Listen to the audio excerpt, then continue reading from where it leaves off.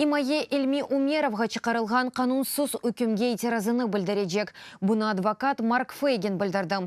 Оның сөзлеріне көре махкеме имаенің бұтун дәлелерінің көрмемізлікке ұрды. Үкімі есе ақылға уймай. Чүнки прокурор біле шартлы мұддетнің берілмесіні талап еткен еді. Бұның еле Фейген насылдыр бір ойының алы барылмасыны фарс етті. Чүнки Эльми Умеровға евінде ади режимі бойынша яшамаға рұхсет берділер. Хатырлатам, бүгін Кремль незареті алтында чалышқан Ақмеждит махкемесі Қырым татар халқының етікшілерінден бірі Эльми Умеровны 2 еллық ерлешув колониясына макюм етті. Она қаршы жинайы ішні ФСБ 2016 сенесі açtı.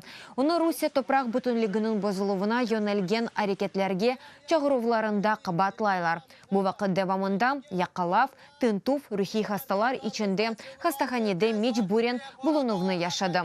Иш жемаат арасында жиди резонансны доғырды. Эльми Умеров оның себебіні саяси деп таный. К власти в Крыму пришла Қырым акимиетті жидди жинайы тешкелі аттыр. Бұл вазиятке бақмадан да бір кередейім. Ноқтайы назырымыны денештірмейім, фикремні денештірмейім. Қырым Украинаға қайтарылмасының тарафдары олып қалам.